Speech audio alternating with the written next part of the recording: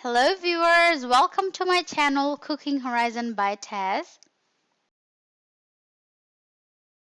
This is my very first lifestyle video and what you see on screen requires no introduction. Yes, you're right.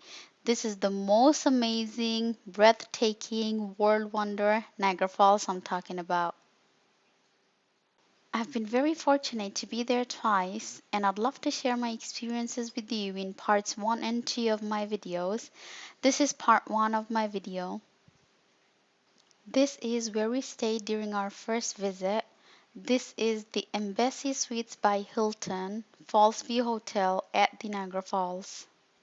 As I walk down into the suite through our living room to our bedroom, you see we have a small kitchen right here. It has a sink, a microwave, a fridge, a coffee corner with a coffee machine, two glasses, and on the other hand we have the bathroom. This is the jacuzzi area. We have the shower and the toilet inside in two separate rooms of the bathroom. And you see a window that opens to the bedroom. They also have another sink outside. I mean, that's a lot of sinks for one suite, but hey, more the merrier. So as I walk down further, you see our huge king bed. And what's amazing is the view outside the window. Look at that. The entire wall is a huge window, and you have the view of the magnificent Niagara Falls through this glass wall. I mean, this is breathtaking. You could just stay in the suite and look at this all day. This is how amazing it is. But you still want to get down there, enjoy the view with your very naked eyes, with no barriers, not even glass, and enjoy the mist of the falls. This is exactly what we did. We quickly freshened up and we went right to the falls. This part of the falls is called the Horseshoe Falls or the Canadian Falls, which stands right on the international border of America and Canada. And as we look more to the left, we see the American Falls. Going forward, we have the Niagara Falls International Rainbow Bridge. It's an arch bridge that connects the cities of Niagara Falls, Ontario, Canada to the cities of Niagara Falls, New York, America. This is the Queen Victoria Place. It has restaurants, gift shop, and public restroom for the tourists. Hubby and I had our lunch at the top deck of this Falls View Royal Queen Victoria Place restaurant. I had glazed salmon with sides of wedges, coleslaw, and a creamy sauce. They serve absolute gourmet food. I wrapped up my lunch with some crepe, vanilla ice cream, and strawberry sauce on the side. Later on, we walked down to the Vigo bus station to take the Vigo bus to the Clifton Hill.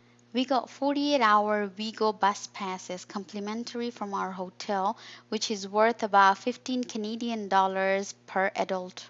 This is the happening Clifton Hills. I'll upload a more elaborate video on Clifton Hills in part 2 of my Niagara Falls trip. They have food, games, all the fun activities you can think of. For all the fun activities, Clifton Hills is the place you should be at. Hubby and I decided to go back to the falls to enjoy the night view of the Niagara Falls.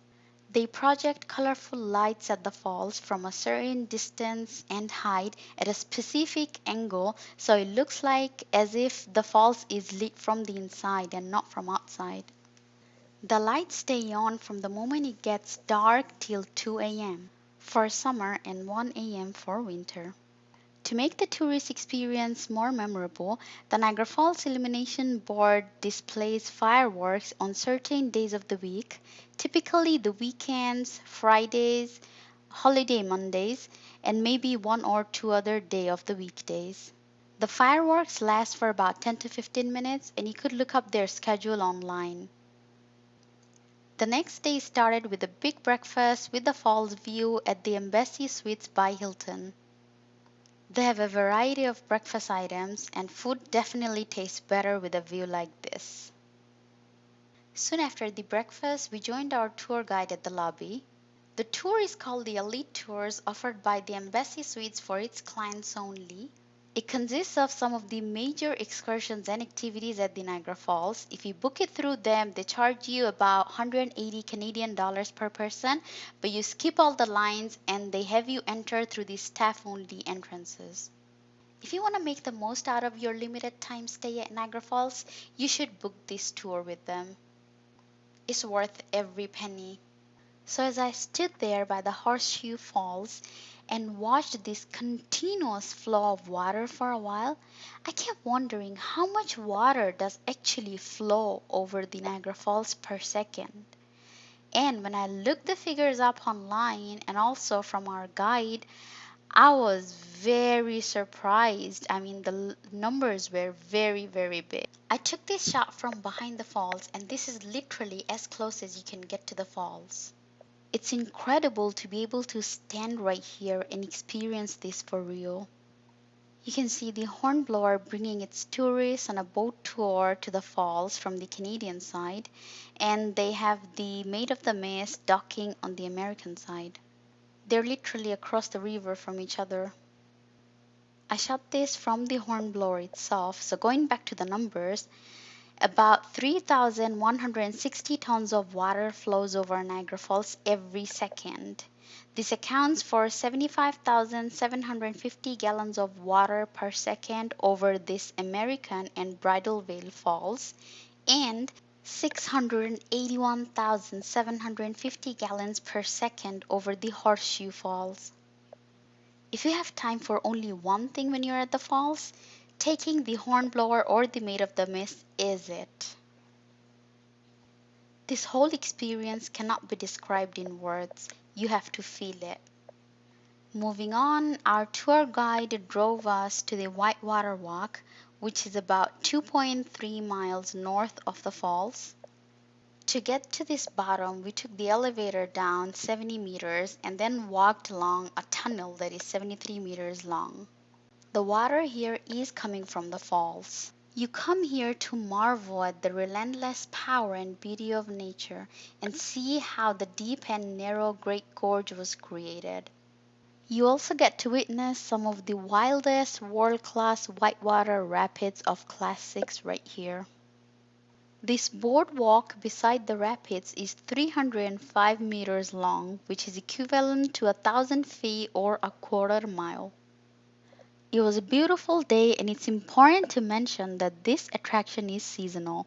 It's open from April to mid-November. So if you are planning to visit this beauty, keep the opening window in mind. This attraction is also wheelchair accessible except for two small viewing areas which are reached by stairs. This is one of them. I took this shot while standing on one of the two observation areas at the edge of the river, and this is the closest you can get to the classics Whirlpool Rapids. As I mentioned earlier as well, these are some of the wildest rare whitewater rapids in the world. Later on, we stopped by to see the Robert Moses Niagara Hydroelectric Power Station, which is in Niagara Falls, New York, and owned and operated by the New York Power Authority. It's one of the biggest of its kind and uses 13 generators at an installed capacity of 2,675 megawatts. We drove down further and continued to explore more of the Niagara parks, and this is what it looked like on the way. The beautiful greenery and the way they have maintained them makes it so picture perfect. In 1950, Ontario Hydro built this floral clock being inspired by the famous floral clock in the Princess Street Gardens in Edinburgh, Scotland. In 1977, the Niagara Parks took over its responsibility. Our next stop was the Whirlpool Aero car. It was opened in 1916 as the Spanish Aero car, so named to honor the Spanish engineers who designed it. It travels high above the Whirlpool, giving a spectacular view of both the upper and lower Whirlpool rapids. These rapids that stretch for 1 mile flow into the 120 feet deep Whirlpool, located at a 90-degree bend in the river, 3 miles below the falls. It was a very smooth ride and the view was absolutely spectacular. This was part 1 of my Niagara Falls trip. Please subscribe to my channel if you want to be a part of more of my adventures plus my cooking. Thank you very much for watching. My next lifestyle video would be part 2 of Niagara Falls. Take care and keep watching my channel. Thanks again.